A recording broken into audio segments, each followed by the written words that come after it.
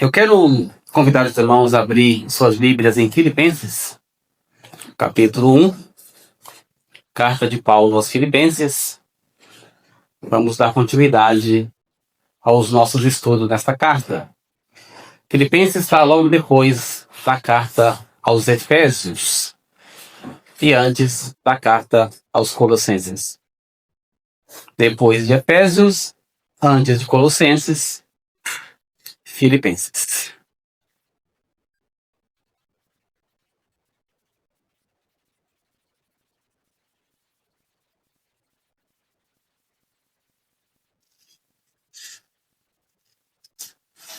Vou fazer a leitura do texto.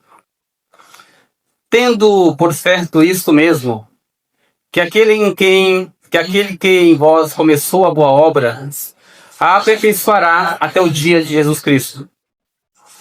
Como tenho por justo sentir isso de vós todos, porque vos retenho em meu coração, pois todos vós fostes participantes da minha graça, tanto nas minhas prisões, como na defesa e confirmação do Evangelho. Porque Deus me é testemunha das saudades que de todos vós tenho, em entranhável afeição de Jesus Cristo. Oremos. Senhor Deus, nós estamos diante da Tua Santa Palavra e pedimos o Teu auxílio a fim de que nós possamos compreendê-la conforme o Teu propósito. Pedimos ao Senhor que nos dê uma mente tranquila e livre das influências externas que tiram a nossa concentração. Também pedimos a Deus que nos dê um coração receptível à Tua Santa Palavra, a fim que nós podemos ouvi-la e também praticá-la para a glória do Seu nome. Que Teu Espírito Santo nos ajuda, nos conceda a sabedoria para compreender todas as coisas que aqui estão dispostas para que nós sejamos edificados segundo a Tua vontade. Sim, nós oramos e te agradecemos em nome de Jesus. Amém. O título deste sermão, título geral, é Unidos em um só Espírito. Unidos em um só Espírito. O apóstolo Paulo, nestes versículos que nós acabamos de ler, ele está dando continuidade ao seu discurso de gratidão para com os filipenses. Mas vamos perceber que essa gratidão não é uma simples gratidão, mas é uma gratidão vibrante. O apóstolo Paulo ele está não só grato, mas muito feliz. Ele está contente com os filipenses. Paulo está profundamente satisfeito e há um motivo muito especial para esta satisfação do apóstolo Paulo.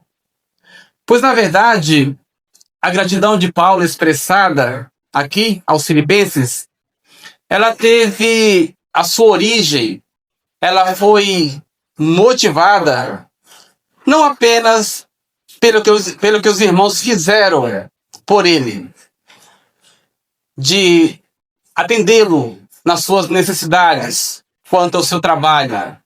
Não é só por este motivo, mas a alegria de Paulo residia no fato de que aquela obra realizada pelos filipenses, aquele esforço que a igreja fez em conjunto para apoiá-lo em seu trabalho missionário, evidenciava o que de fato estava no coração daqueles irmãos. Ou seja, a postura dos filipenses diante da causa do Evangelho levou Paulo a certificar-se de que a igreja de Filipos era composta por crentes genuínos. Paulo, então, aqui, não atentou apenas e nem principalmente para a questão da cooperação material daqueles irmãos, mas ele notou que o esforço daquele povo em prol da obra de Deus era um esforço sincero, derivado de um coração grato daquele povo que se esforçou para apoiar Paulo na obra de Deus. Paulo percebe que aquela obra, aquele esforço, aquele trabalho, aquela ajuda dos filipenses para com a obra de Deus procedia de corações que haviam sido divinamente dispostos a servir a Deus com alegria. Estava claro para o apóstolo Paulo que o Espírito Santo havia atuado de forma graciosa e eficaz, regenerando o coração daquele povo.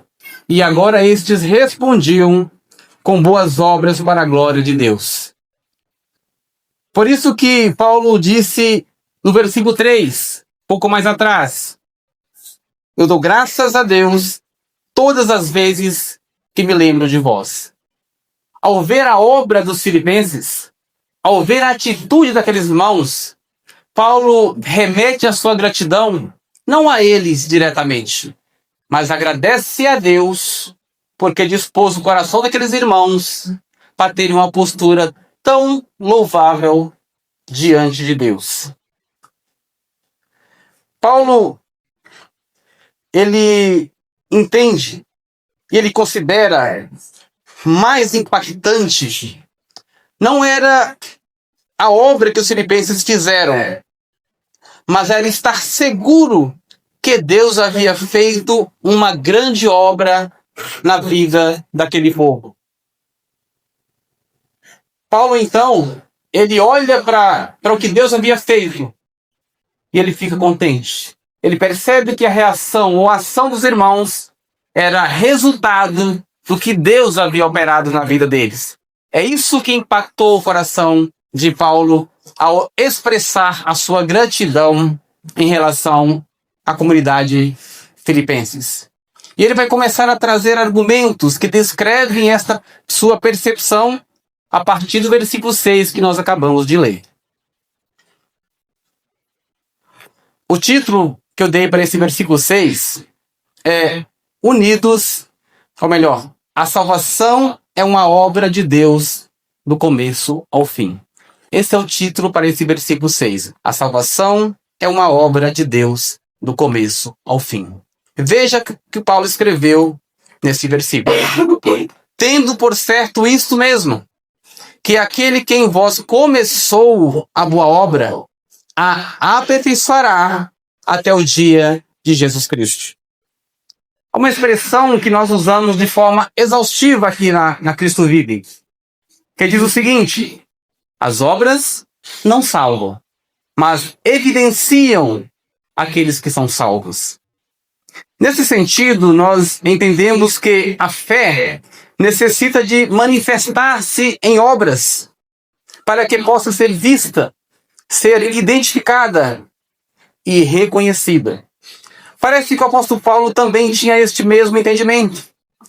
Isto porque, até aqui, nós temos visto Paulo não poupar palavras para descrever o seu abundante contentamento para com os filipenses, afirmando que cada vez que se lembrava daqueles irmãos, ele dava graças a Deus pela vida deles.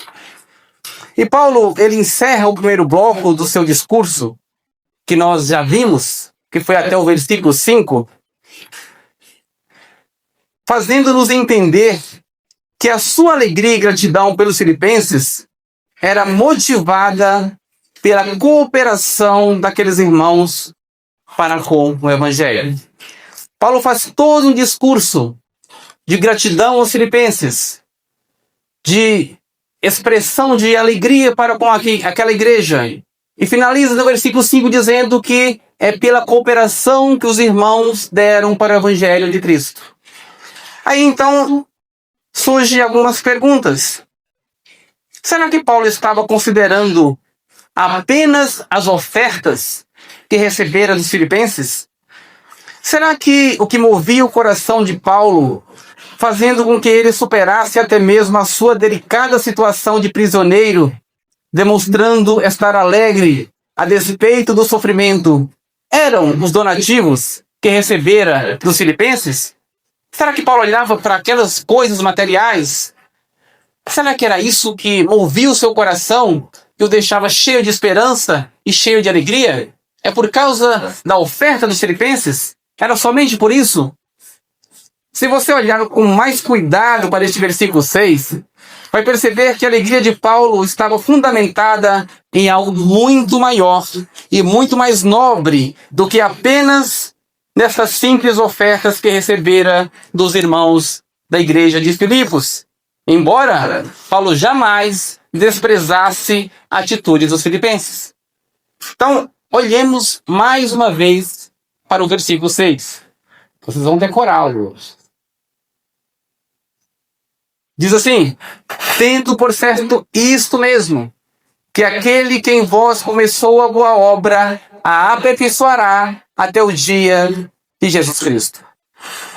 Em palavras mais simples, Paulo está dizendo: eu estou certo, eu estou seguro e plenamente confiante que Deus começou a boa obra em vocês, ó Filipenses. E mais certo ainda, que Ele mesmo há de concluí-la. A razão principal da satisfação de Paulo não é o que os filipenses fizeram, mas o que Deus fez na vida daquele povo. Ao contemplar a fé daqueles irmãos expressa em suas obras, é importante entender isso, Paulo contempla a fé dos filipenses por causa da obra que eles fizeram em prol do Evangelho. O coração de Paulo, então, transborda de alegria, não considerando as ofertas por ofertas, mas Paulo identifica que o que moveu os filipenses a cooperar para a obra do Evangelho não foi a força dos seus braços, mas foi o Espírito Santo que atuou de forma graciosa. Não foi o mero interesse de ajudar ou agradar ao Paulo, mas foi o poder do Espírito Santo. É isso que impulsionou o coração dos filipenses. E Paulo nota essas coisas e ele então se alegra. Ele entende a razão pela qual eles se moveram em prol da obra do Evangelho. Então, a disposição daqueles crentes em cooperar era fruto de corações transformados pelo poder de Deus, que havia começado a boa obra na vida daqueles irmãos. Paulo, então, ao contemplar esta obra maravilhosa de Deus, ele se alegra sobremaneira. Não apenas pelo que eles fizeram, mas ao perceber o que Deus havia feito na vida deles. Então, é importante a gente perceber que Paulo primeiro foca na causa, na origem, para depois considerar o resultado. Primeiro ele foca no que originou aquela ação, para depois considerar o resultado da ação. O que originou aquela ação no coração dos irmãos? Uma atuação do Espírito Santo. A verdadeira conversão. Paulo então focou aqui na razão, na origem, e ele vê o resultado pelas obras. Então ele se alegra. Ele fica totalmente feliz com o que ele vê. Porque a obra dos filipenses, ela foi causada pela obra que Deus operou nos corações daqueles irmãos. Paulo percebe que o esforço daqueles irmãos tinha a motivação correta. Qual é a motivação correta de fazer a obra? Glorificar o nome do Senhor.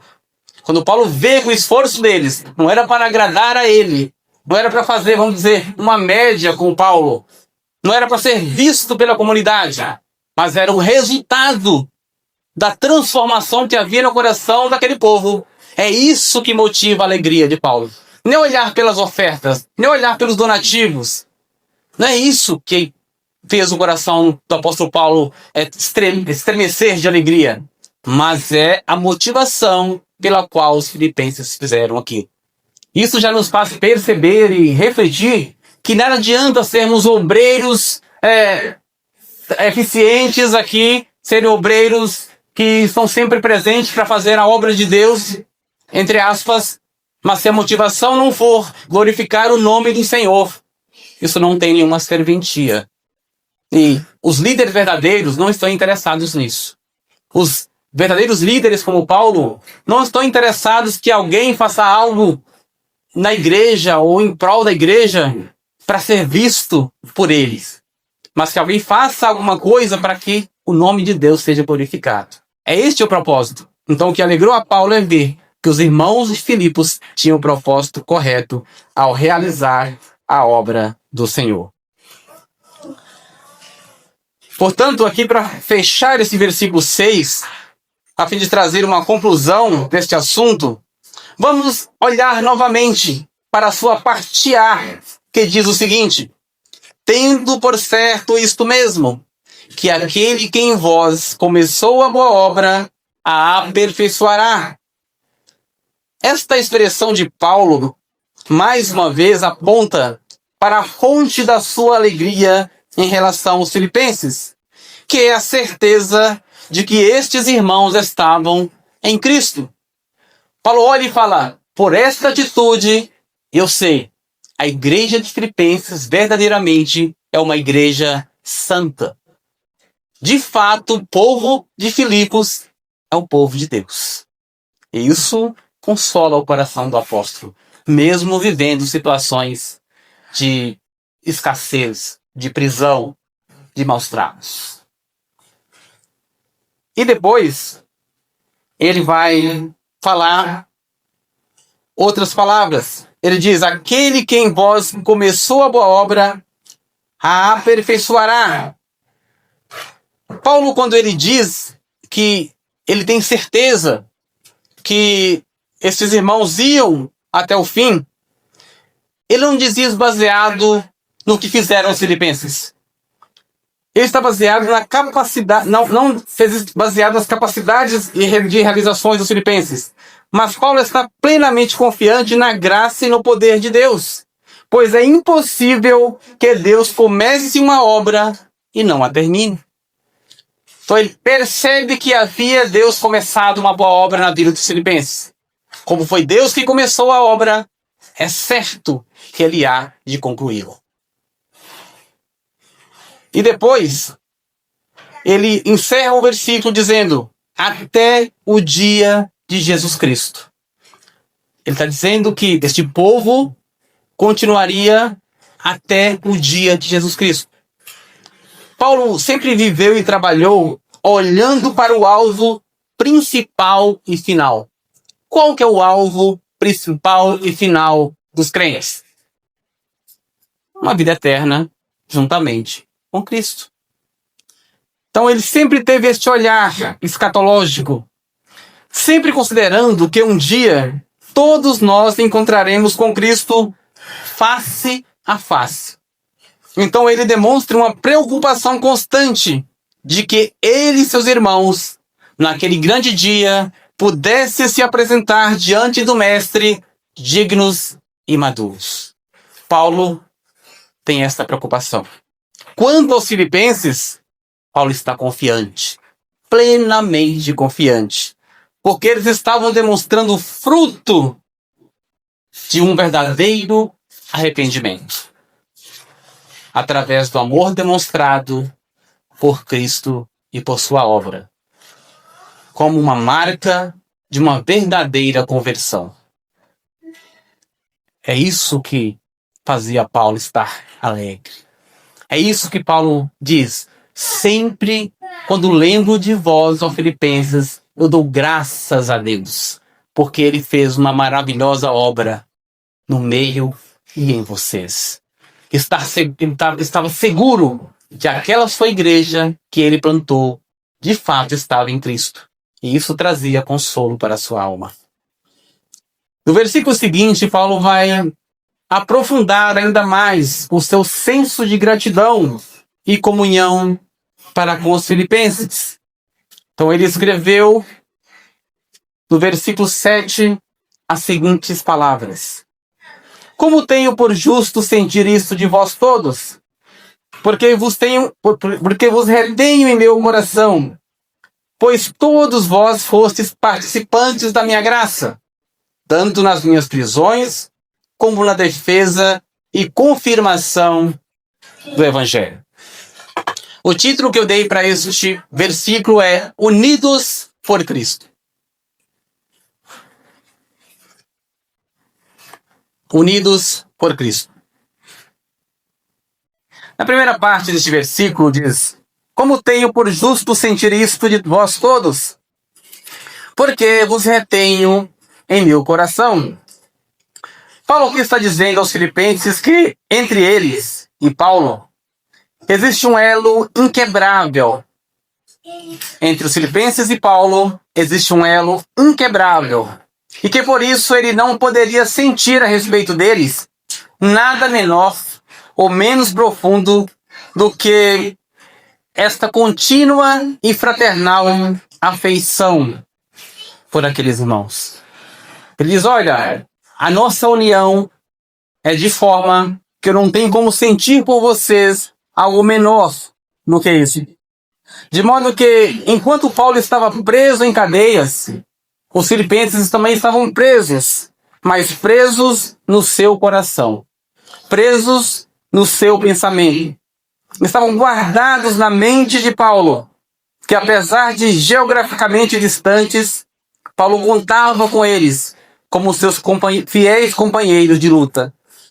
Não havia distância que separasse Paulo da igreja de Filipos. Paulo os mantinha ali, sempre perto, pois moravam em seu coração. Então, se o ato solidário dos irmãos filipenses, que se prontificaram para dividir a carga com Paulo, foi uma prova de afeição deste povo para com ele, Paulo, por sua vez, retribui com declarações sinceras de profunda gratidão pela igreja de Filipos, demonstrando que o amor entre eles era recíproco. Não era só os filipenses que amavam Paulo, mas Paulo amava os filipenses na mesma medida. Paulo está dizendo: eu sei que não estou sozinho, mas Deus que está comigo também me deu a todos vocês, meus companheiros de luta. Paulo em seguida vai novamente descrever as razões pelas quais ele se sente tão ligado e tão gratamente devedor aos filipenses. Ele diz, na segunda parte desse versículo: pois todos vós fostes participantes da minha graça, tanto nas minhas prisões como na defesa e confirmação do Evangelho. Vós fostes participantes da minha graça. É impressionante essa declaração do apóstolo Paulo. Ele diz que os filipenses são participantes da sua graça. Na verdade, Paulo está se referindo à graça que ele recebeu da parte de Deus. E essa graça é definida como sendo o bem mais precioso que pode habitar no coração de um homem. A graça é descrita como um favor imerecido que Deus concede somente aos seus escolhidos, para que possam crer e receber a salvação que há em Cristo. Paulo então declara aos filipenses dizendo: todos vós sois participantes da minha graça. E ele completa dizendo: tanto das minhas prisões como na defesa e confirmação do Evangelho. Na verdade, a graça não era de Paulo, mas a graça é a graça de Deus, que habitava em Paulo. E segundo ele, os filipenses também participavam, comungavam, desfrutavam da mesma graça. Paulo está falando dos filipenses: vocês estão juntamente comigo, padecendo pela causa de Cristo. De outra forma, Paulo está querendo dizer aos filipenses: saibam que é um privilégio que Deus nos concedeu. E que privilégio? O privilégio que Deus concedeu aos filipenses e a todos os crentes é não só de crer em Cristo, mas também de padecer por Ele. Então é isso que ele está dizendo. Isso é um privilégio que Deus nos concedeu. O que quer dizer que não é somente quando Deus nos capacita a crer em Cristo que Ele está manifestando a sua graça para conosco. Mas quando padecemos e sofremos por Cristo, isso também é uma manifestação e uma confirmação da graça de Deus atuando em nós. Ele diz aos Filipenses. É interessante que dizer que é um privilégio crer em Cristo, ok. Mas dizer que é um privilégio sofrer por Cristo, isso não se encaixa na lógica humana. Isso não coaduna com a mente do ser humano. Parece que algo está totalmente errado. Parece que existe algo totalmente contraditório nessas palavras de Paulo. Como sofrer pode ser algo gracioso? Como posso receber de alguém um presente que me dá a capacidade de sofrer? Quem, em sã consciência, aceita algo desse tipo? Parece que não estão batendo aqui as palavras. Mas este é o grande mistério e verdadeiro sentido do Evangelho. Ele segue não segundo o curso deste mundo, não segundo a sabedoria deste mundo, não segundo a compreensão deste mundo, mas a contramão do mundo. Quando você vê lá fora aquele evangelho pregado, dizendo, olha, tudo que você quiser para satisfazer a sua carne, eis que aqui nesta igreja você vai conseguir. Mentira. Este evangelho é o do mundo, não é o da Bíblia. Porque o evangelho da Bíblia vai na contramão das convicções humanas. Este é o grande mistério do Evangelho. E Paulo percebe que os irmãos de Filipos haviam compreendido isso.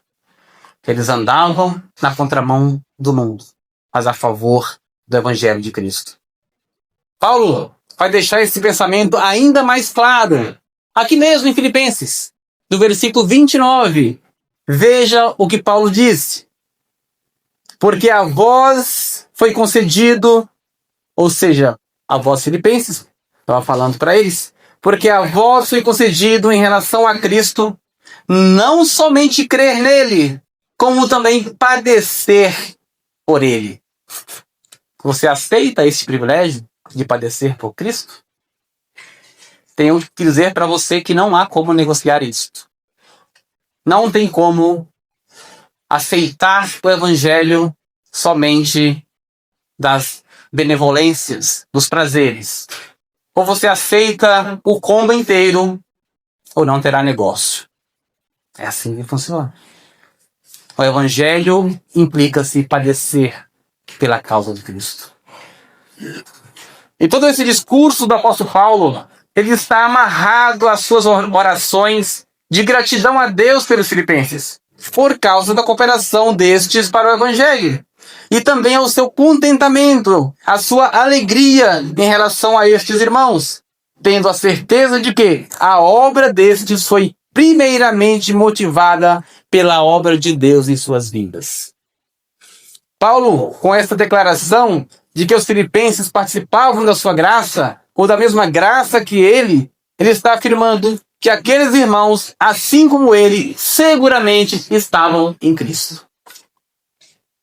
Esta é a alegria do apóstolo. Assim como eu estou em Cristo, eles também estão. A obra que eu fiz de fundar aquela igreja, de pregar o Evangelho, não foi em vão. Deus quis, pelo seu poder e a sua graça, salvar aquela gente, aqueles irmãos. E não há nada que pudesse obscurecer esta alegria de Paulo. Ainda que fossem as prisões, ele estava contente, porque estava vendo que Deus estava respondendo com graça pelo trabalho que ele fazia pregando o Evangelho.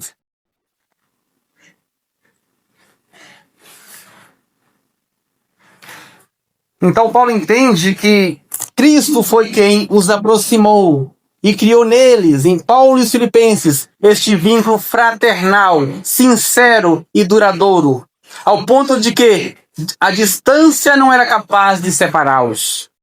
Paulo diz: vocês estão comigo em todas as minhas lutas e aflições. E também eu, embora ausente fisicamente, em espírito, não me aparto de vocês um momento sequer. Por isso que o título geral deste sermão é Unidos por um só Espírito. Indicando que a igreja, indicando que Cristo é o centro desta comunhão, desta união que há entre o apóstolo e a igreja de Filipos. É Cristo que é o elo que liga Paulo aos filipenses. E esta é a razão desta afeição tão profunda, tão duradoura e tão sincera. E Paulo, ele tem essa comunhão tão grande com os filipenses, apesar da distância, que ele sente falta de desfrutar dessa comunhão pessoalmente. Paulo quer estar do lado do povo filipenses e poder desfrutar da comunhão dos irmãos pessoalmente. E é isso que ele vai tratar no versículo que segue, onde ele diz: porque Deus me é testemunha das saudades que tenho de vós todos, em entranhável afeição de Jesus Cristo. Deus é testemunha das saudades que de todos vós tenho, ó filipenses. O título para este ponto 3, que é o versículo 8, é o seguinte: Paulo desejava estar presencialmente com os seus irmãos em Filipos. Na parte A desse versículo 8, Paulo diz: porque Deus me é testemunha das saudades que de todos vós tenho. O apóstolo Paulo, ele se esforça com o propósito de deixar claro os seus sentimentos em relação aos filipenses.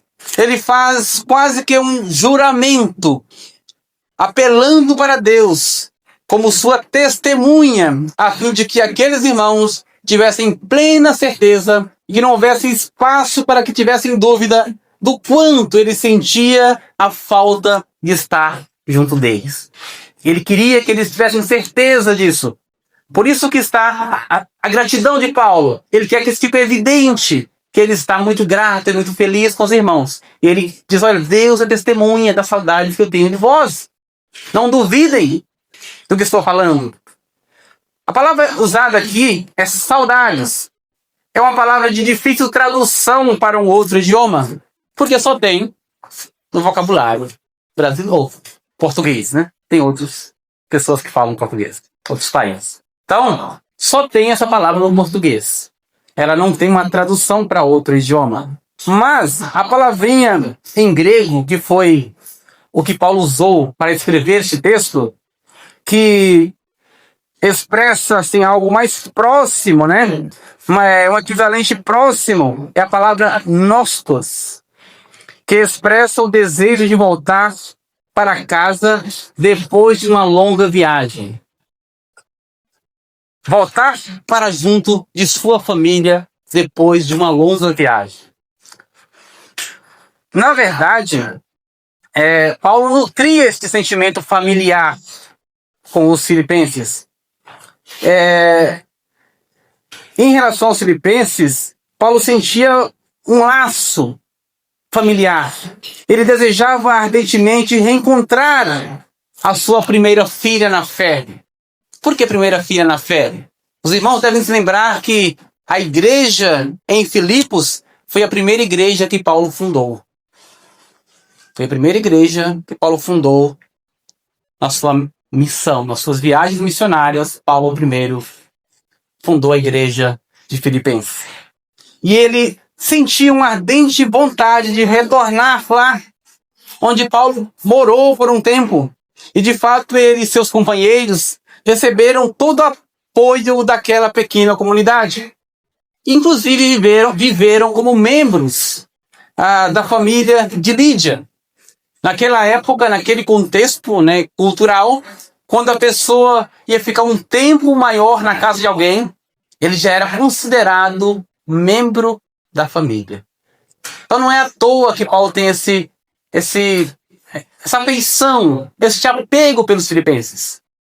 Ele viveu lá como se fosse da família. O apóstolo então deseja provar a todos o quanto ele é profundamente grato por tudo que aqueles irmãos fizeram por ele e principalmente pelo Evangelho e por Cristo. E parece desejar visitá-los para falar-lhes estas coisas pessoalmente, expressar a sua gratidão não só por cartas e à distância, mas presencialmente. Paulo tinha esse desejo de estar com os irmãos. Em seguida, na segunda parte desse versículo, Paulo descreve a natureza do seu sentimento, dizendo, em entranhável afeição de Jesus Cristo. Olha como ele diz, porque Deus me é testemunha das saudades que tenho de vós, em entranhável afeição de Jesus Cristo. Ele caracteriza aqui a sua saudade. Ele usa a expressão entranhável, deixando claro que o que ele sentia não era algo superficial, mas derivavam das suas entranhas, ou seja, do seu íntimo, de dentro da sede das emoções, provando não ser algo ou coisas passageiras, mas como uma afeição natural, familiar, fraternal e voluntária. Paulo está reforçando o que ele diz no versículo 7, quando ele falou, é justo que eu me sinta assim em relação a vocês, pois vos retenho em meu coração, uma vez que todos vocês participam juntamente comigo, tanto das minhas lutas, quanto das vitórias em prol do Evangelho. O que entendemos aqui é que Deus operou uma ligação sobrenatural entre o apóstolo Paulo e os filipenses, ao reuni-los todos em um só, em Cristo. Paulo, então, ele tem plena ciência deste fato. E é por isso que ele escreveu em entranhável e depois complementou afeição de Jesus Cristo. Com essa expressão, afeição de Jesus Cristo, o apóstolo Paulo eleva os seus sentimentos em relação aos filipenses ao nível máximo, pois ele deseja que estes irmãos compreendam que assim como Cristo os amou, assim também ele ama a cada um deles.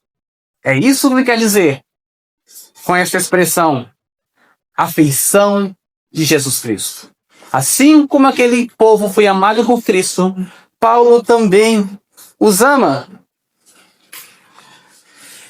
Ou seja, é o Espírito de Cristo que impulsiona Paulo a nutrir esta afeição, este amor terno pelos irmãos, deixando evidente que o que levou Paulo a sentir-se assim em relação aos filipenses não se resume em sua gratidão pelos donativos que eles lhe enviaram, mas assim como Cristo afirmou em relação ao Pai, dizendo em João 6,37, daquele que o Pai me dá, virá a mim, e o que vem a mim, de maneira nenhuma o lançarei fora. É como se Paulo tivesse um pensamento semelhante, entendendo que Cristo salvou aqueles da comunidade da fé em Filipos, e os deu a Paulo, para que caminhassem juntos e sofressem juntos pela causa do Evangelho, sendo Paulo líder, sendo Paulo guia daquele povo. E assim o apóstolo nutria um amor sem igual para todos eles, refletindo o amor do próprio Cristo pela sua igreja. Paulo demonstra ser alguém que definitivamente renunciou todas as suas vontades, convicções e desejos para viver inteiramente para servir a Cristo. É por isso que em Gálatas 2:20, na parte A, ele diz, já estou crucificado com Cristo. E vivo não mais eu, mas Cristo vive em mim. Então Paulo entende que a sua vontade não importa mais. A sua vida não importa mais. Mas importa viver para Cristo. Vamos a algumas aplicações que a gente vai fazer.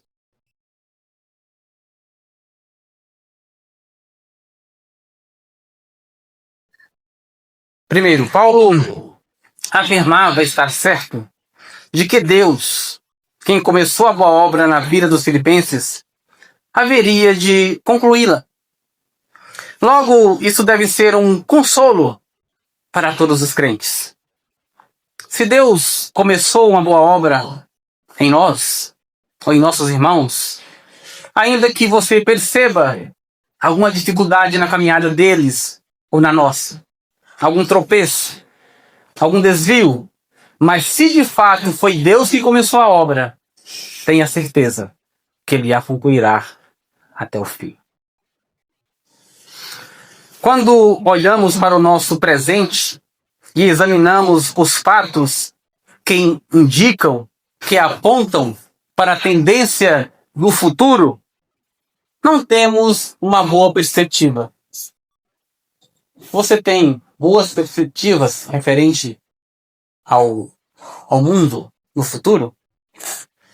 Mas saber que Deus está plenamente no controle da nossa vida e que nos conduzirá seguramente à nossa pátria celestial, isso deve produzir em nós uma nova cosmovisão, uma nova visão de mundo.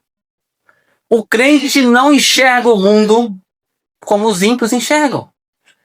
Afinal, os ímpios são até cegos. Não é isso que a Bíblia diz? O Deus deste século cegou a eles. O crente é aquela pessoa mais sábia que existe no mundo, é o crente. Isso é fácil notar. Se você de fato é um salvo em Cristo, você assiste televisão, vídeo, sei lá o quê, vê pessoas que têm 10 faculdades, intelectuais, engenheiros, jornalistas, pessoas da alta classe social. Mas quando você olha a convicção deles a respeito deste mundo, você fala, é um pobre, não sabe de nada. E nós, simples, muitos semi-analfabetos, mas se conhecemos a Cristo, nós sabemos que este mundo aqui é passageiro, que essas coisas aqui não durarão para sempre. Então, quando nós temos certeza que estamos em Cristo e sabemos que Deus está no controle de todas as coisas e que Ele nos levará até o fim, que esta é a nossa confiança, esta é a paz que há no nosso coração. Quando olhamos para isso, isso nos serve de consolo. O que consolava o apóstolo Paulo era ver que aqueles irmãos que estavam em Cristo, que Deus concluiria a obra na vida deles, que eles iam até o fim. Então, aqueles irmãos estavam alegres, e Paulo estava ainda mais alegre por eles.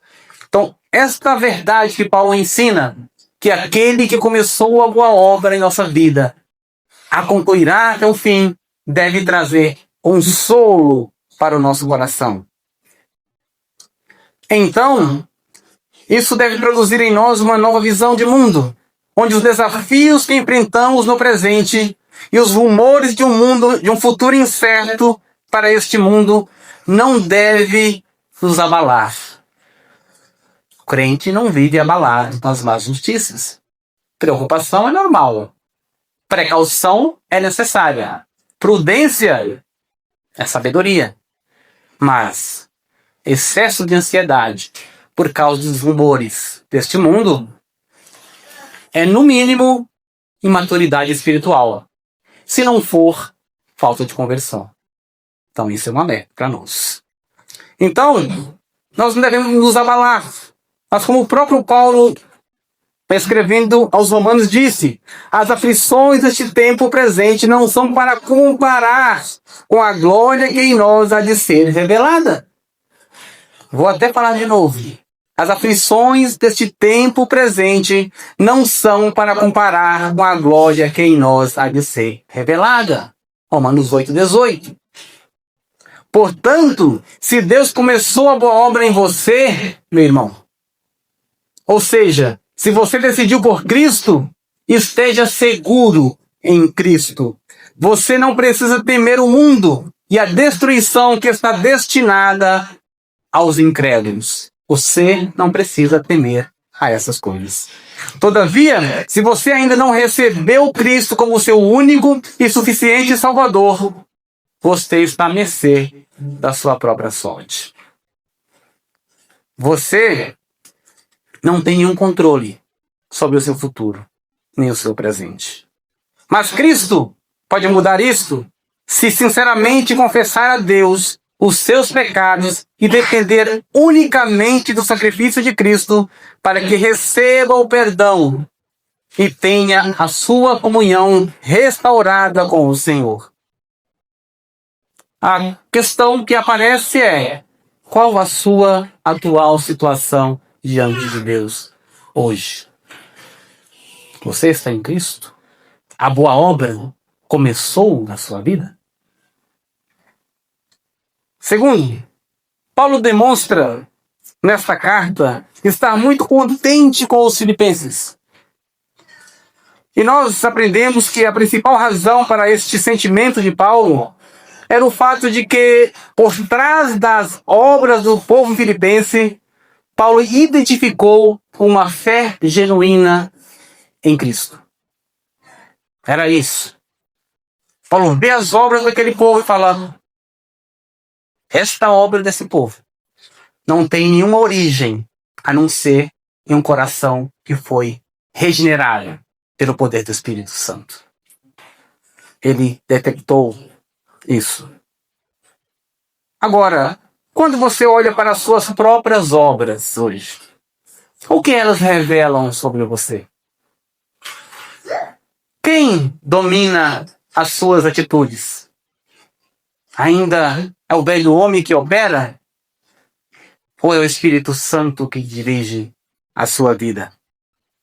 Você percebe nas suas atitudes, nos seus comportamentos, sinais evidentes, claros, de uma pessoa, de um coração regenerado?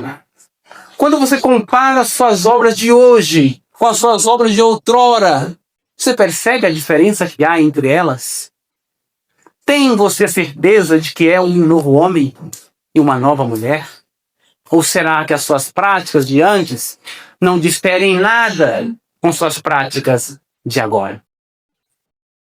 Se tem uma coisa que é muito importante, é o autoexame, para saber se de fato estamos na fé. A Bíblia fala que não adianta estar diante de Cristo e dizer: Senhor, Senhor.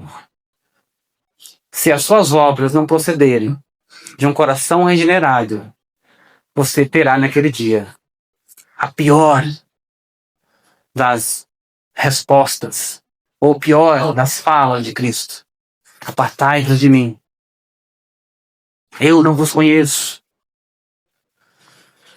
Então não espere esse dia. Não espere por esse dia. Quando nós somos de fato regenerados, as nossas atitudes, elas estão de acordo com aquilo que dizem e ensinam as Sagradas Escrituras. As nossas reações são diferentes. A gente pode todos os dias fazer um teste. Quando você é contrariado por uma outra pessoa, como você reage? Quando alguém afronta você, qual é a sua postura? Quando as coisas dão errado, você toma prejuízos, bate o carro, perde dinheiro, como você lida com isso? O quanto isso afeta o seu convívio, a sua gratidão em relação a Deus e a sua fé em relação a Ele? Você só crê em Deus quando tudo está dando certo? É isso? Quando dá errado, você acha que... Você fala como aquele povo lá da época de Malaquias: não vale a pena servir a esse Deus? Porque os ímpios estão prosperando e o justo está sofrendo? É esta a sua postura? Ou você entende que, como Paulo diz, as aflições do tempo presente não há onde se comparar com a glória que há de ser revelada? Essa é a ideia. As coisas que acontecem conosco que são muito pequenas pelo que há de vir, pelo que está prometido por Deus e que Ele não pode deixar de cumprir porque Deus não pode mentir.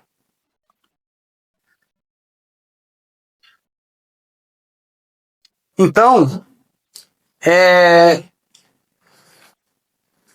Paulo disse que, aliás, Jesus disse que para segui-lo, necessário é renunciar-se a si mesmo e pegar a sua cruz. A renúncia é exatamente fazer o inverso do que o nosso coração corrompido deseja. Renuncie o seu conceito antigo de vida. Renuncie os seus desejos, as suas convicções. Renuncie a elas a fim de louvar e de fazer a vontade de Deus. Paulo também disse que foi concedido aos crentes não apenas o privilégio de crer em Cristo, mas também de padecer por Ele. Você está ciente desta verdade? Que a graça que você recebeu não é apenas para crer em Cristo, mas também de padecer por Ele? Se você de fato compreendeu isso, como você reage com esta realidade? Padecer por Cristo é rejeitar a porta e o caminho largo e seguir pela porta e pelo caminho estreito. Isso implica não acatar os atalhos que o mundo oferece. O mundo nos oferece muitos atalhos. A situação apertou, o mundo aponta uma solução. Mas a sua pergunta é: por este caminho eu glorifico a Deus? Você faz essa pergunta? Ou quer resolver o seu problema de qualquer jeito? O caminho estreito é seguir o caminho traçado por Cristo. Ainda que você no seu percurso encontre muitos espinhos, mas este é o caminho que Cristo traçou para que você ande. É Ele que vai te dar a graça para seguir nele. E é Ele que se responsabiliza por tudo. Basta você confiar. Isso tem por implicação, mais uma vez, renunciar-se a si mesmo. Isto é viver para a glória de Deus. Viver para a glória de Deus é sofrer o dano para a glória de Deus. Viver para a glória de Deus é, quando insultado, aplicar em si aquilo que Paulo disse lá em Gálatas 5:22, domínio próprio. Você não pode deixar ser dominado pelas coisas que vêm contra você. O crente tem domínio próprio. O crente é equilibrado. Isso, o que mais falta nessa vida das pessoas é equilíbrio. Falta de domínio próprio. Dominar-se de forma que a sua vontade não prevaleça, mas que a vontade de Deus reine. Por isso, a oração do Pai Nosso, né? Venha a nós o vosso reino, ou seja, nos domine, seja feita a tua vontade. Não é a minha, é a sua.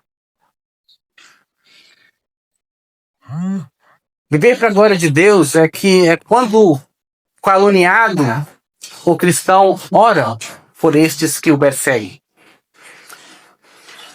O crente, ele ajuda até mesmo os seus inimigos.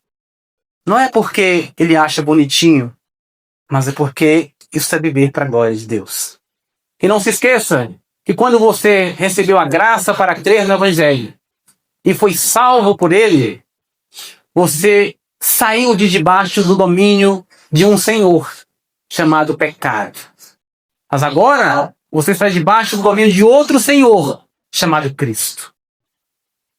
Cumpre-se a você e a mim obedecê-lo em tudo.